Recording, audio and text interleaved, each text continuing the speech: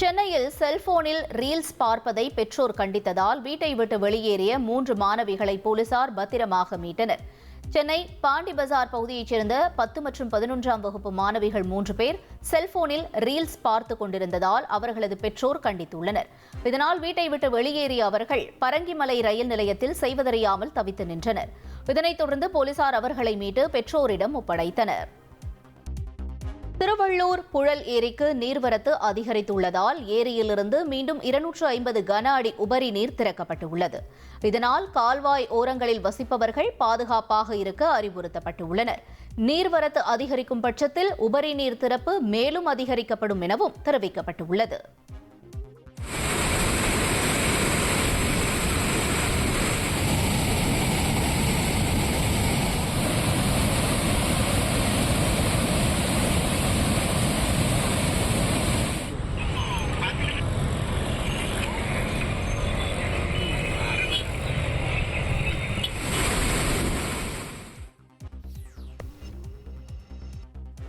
சென்னை கோடம்பாக்கத்தில் எம்ஜிஆர் கால்வாய் அடையாறு ஆற்றில் கலக்கும் பகுதியை துணை முதல்வர் உதயநிதி ஸ்டாலின் ஆய்வு செய்தார்.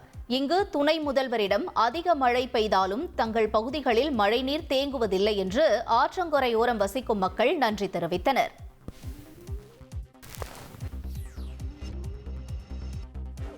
நெல்லை மாவட்டம் பனக்குடி அருகே முன்விரோதத்தால் ஏற்பட்ட தகராறில் கல்லூரி மாணவி உட்பட 5 பேர் காயமடைந்தனர். பனக்குடி அருகே உள்ள சிவகாமிபுரத்தைச் சேர்ந்த கூலி தொழிலாளி பொன்ராஜ் முன்விரோதம் காரணமாக இவரது வீட்டை அதே பகுதியைச் சேர்ந்த 6 பேர் சூறையாடியதுடன் அங்கிருந்த திவ்யலட்சுமி, ஜெனிஷா, ஜோதி மற்றும் கல்லூரி மாணவி டெல்சி உள்ளிட்ட 5 பேரை சரமாரியாக தாக்கியுள்ளனர். இதில் அவர்கள் காயங்களுடன் மீட்கப்பட்டு ஆசாரிப்பள்ளம் அரசு மருத்துவமனையில் அனுமதிக்கப்பட்டுள்ளனர். இச்சம்பவம் குறித்து பனக்குடி போலீசார் விசாரணை மேற்கொண்டு வருகின்றனர்.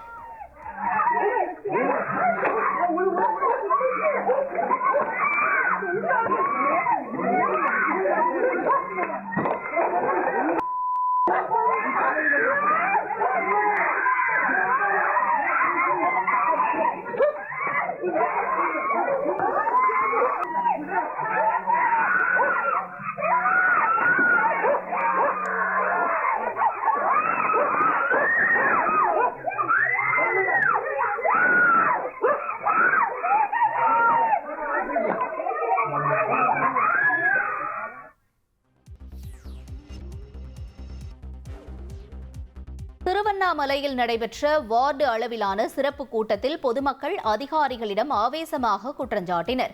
திருவண்ணாமலை மாநகராட்சி 39வது வார்டில் அடிப்படை தேவைகளை மேம்படுத்துவதற்கான சிறப்பு கூட்டம் நடைபெற்றது. இதில் மாவட்ட ஆட்சியர் தர்பகராஜ், மேயர் நிர்மலா கார்த்திக், வேல்மாறன் உள்ளிட்டோர் பங்கேற்றனர். இந்த கூட்டத்தில் வஞ்சால் புயலின் போது மக்கள் மிகுந்த சிரமம் அடைந்ததாக குற்றஞ்சாட்டிய அப்பகுதி மக்கள் காலதாமதமாக உதவி கிடைத்தது குறித்து அதிருப்தி தெரிவித்தனர். மேலும் கழிவுநீர் வாய்க்கால்கள் மற்றும் மின்கம்பங்கள் மோசமான நிலையில் உள்ளதாக கூறி அவற்றை சரி செய்யவும் கோரிக்கை வைத்தனர். எங்க வேல்நகர் தெருக்கு 39வது வார்டு ரோடு வரணும், நல்லா கிளீனா இருக்கணும். காலைல எல்லாமே டஸ்ட் வருது, பாம்பு வருது, நண்டு தேளு பூரா பாம்பெல்லாம் வருது, குழந்தைங்களாம் நிறைய நோய் வருது. கால்வாய் எனக்கு சரி பண்ண, ரோடு சரி பண்ணி கொடுங்க. இதுதான் நான் கோரிக்கை. சேலம் மாவட்ட ஆட்சியர் அலுவலகத்திற்கு கஞ்சாவுடன் மனு அளிக்க வந்த பெண்ணை போலீசார் கைது செய்தனர். கெங்கவல்லி பகுதியைச் சேர்ந்த முத்துலட்சுமி தனது மாற்றுத்திறனாளி கணவருக்கு முதியோர் உதவித்தொகை கோரி மாவட்ட ஆட்சியர் அலுவலகத்திற்கு வந்தார். அப்பெண்ணை போலீசார் சோதனை செய்தபோது 10 கிராம் அளவிலான கஞ்சா பொட்டலம் மறைத்து வைத்திருந்தது தெரியவந்தது. கஞ்சாவை புகைப்பதற்கும் காயங்களுக்கு பூசுவதற்கும் வைத்திருந்ததாக முன்னுக்கு பின் முரணாக கூறிய நிலையில் போலீசார் முத்துலட்சுமியை கைது செய்தனர்.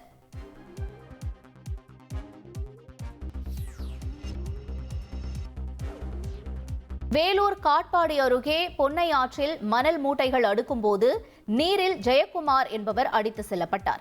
திருவலம் பகுதியைச் சேர்ந்த ஜெயக்குமார் அவரது அண்ணன்களுடன் இணைந்து மணல் மூட்டைகளை ஆற்றில் அடுக்க முயன்றுள்ளனர். அப்போது எதிர்பாராத விதமாக ஆற்றில் வெள்ளம் வந்ததால் அவர் அடித்து செல்லப்பட்டார். 7 மணி நேர தேடலுக்கு பிறகு சடலமாக மீட்கப்பட்ட நிலையில் உறவினர்கள் போராட்டத்தில் ஈடுபட்டனர்.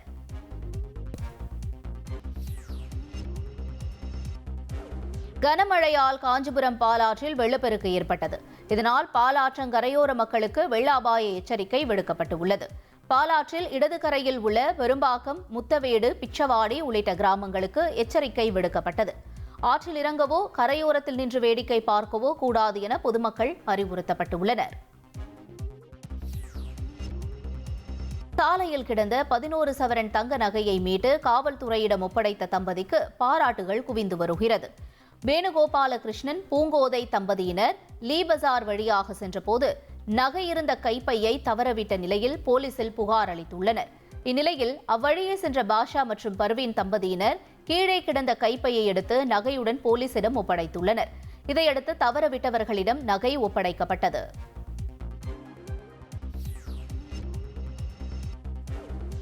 சென்னையில் ஓடும் காரில் தீ விபத்து ஏற்பட்ட நிலையில் தந்தை மகள் அதிர்ஷ்டவசமாக உயிர் தப்பினர்.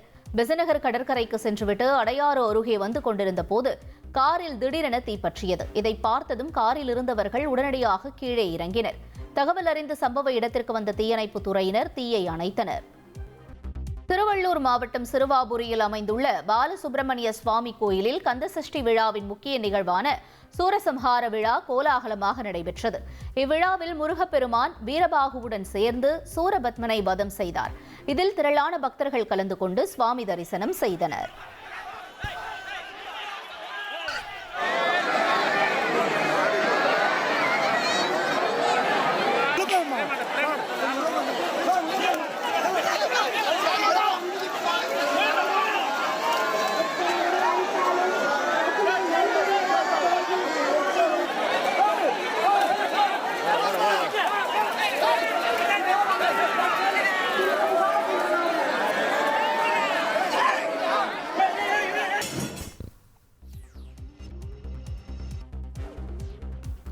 திருவள்ளூர் மாவட்டம் சோழவரத்தில் 17 வயது சிறுவன் வீட்டில் கை கால்கள் கட்டப்பட்டு கழுத்தறுத்து கொடூரமாக கொலை செய்யப்பட்ட சம்பவம் பரபரப்பை ஏற்படுத்தியுள்ளது. அலமாதி தீரன் சின்னமலை தெருவைச் சேர்ந்தவர் பாபு. இவரது பெற்றோர் உறவினர் வீட்டிற்கு சென்ற நிலையில் பாபு வீட்டில் தனியாக இருந்துள்ளார். இந்நிலையில் பாபுவின் உறவினர் தொலைபேசியில் அழைத்தபோது அவர் பதிலளிக்காததால் நண்பரை அனுப்பி பார்த்தபோது பாபு கட்டிலில் சடலமாக கிடந்துள்ளார். உடலை கைப்பற்றி போலீசார் விசாரணை நடத்தி வருகின்றனர். சென்னை மதுரவாயலில் இருதரப்பு கல்லூரி மாணவர்கள் நாட்டு வெடிகுண்டு வீசி மோதிக்கொண்ட சம்பவத்தில் 10 பேர் கைது செய்யப்பட்டுள்ளனர். பச்சையப்பன் கல்லூரி மாணவர்களுக்கும் எம்ஜிஆர் கல்லூரி மாணவர்களுக்கும் இடையே நேற்று மோதல் நிலவியது. இந்த சம்பவத்தில் இன்ஸ்டாகிராம் பார்த்து நாட்டு வெடிகுண்டு தயாரித்ததாக கைது செய்யப்பட்ட மாணவர்கள் வாக்குமூலம் அளித்தது அதிர்ச்சியை ஏற்படுத்தியுள்ளது.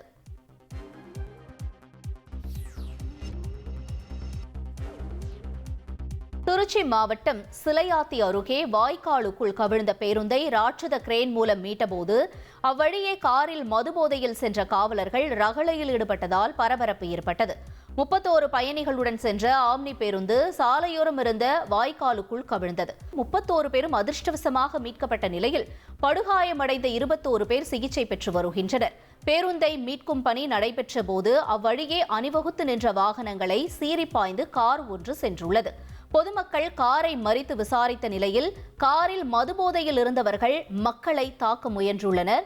விசாரணையில் காரில் வந்தவர்கள் பெட்டாலியன் காவலர்கள் என தெரியவந்த நிலையில் அங்கிருந்த போலீசார் அவர்களை விசாரணைக்கு அழைத்து சென்றனர்.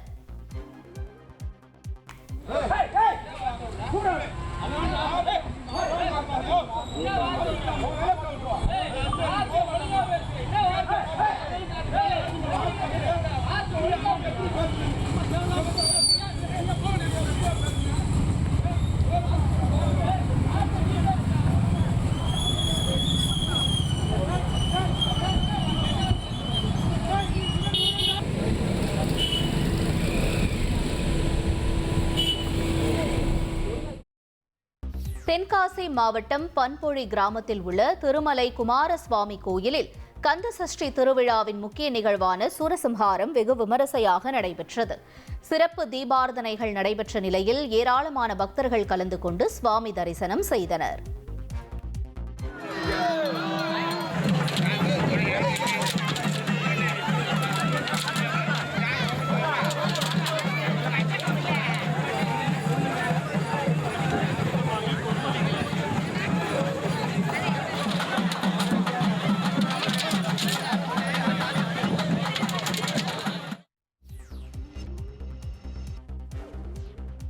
விழுப்புரம் மாவட்டம் வெங்கந்தூர் கிராமத்தில் தனது காந்தி கண்ணாடி நற்பணி மன்றத்தை வீடியோ கால் மூலம் நடிகர் KPY பாலா திறந்து வைத்தார். மேலும் அவரது ரசிகர்கள், மாணவ மாணவிகள் மற்றும் பொதுமக்களுக்கு நலத்திட்ட உதவிகள் வழங்கியதை பார்த்து மகிழ்ச்சியும் அடைந்தார்.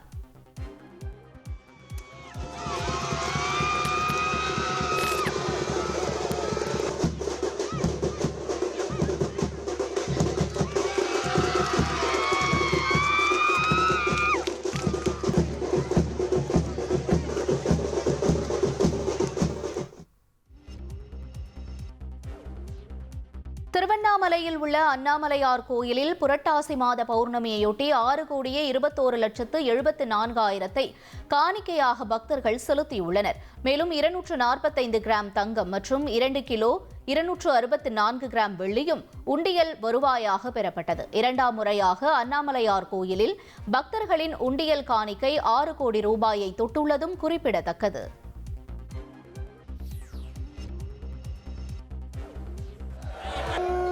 நாகை மாவட்டத்தில் உள்ள சிக்கல் சிங்காரவேலவர் கோயிலில் சூரசம்ஹார திருவிழா வெகு விமரிசையாக நடைபெற்றது.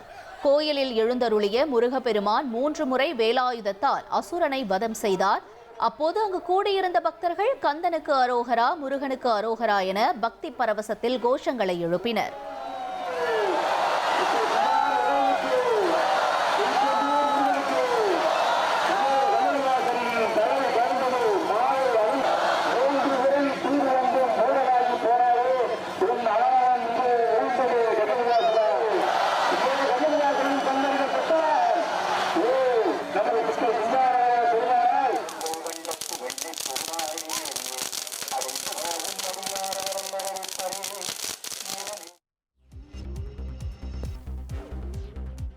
மருதமலை அடிவார பகுதிகளில் காட்டு யானைகள் நடமாட்டம் அதிகரித்துள்ளதால் பக்தர்கள் அச்சமடைந்துள்ளனர்.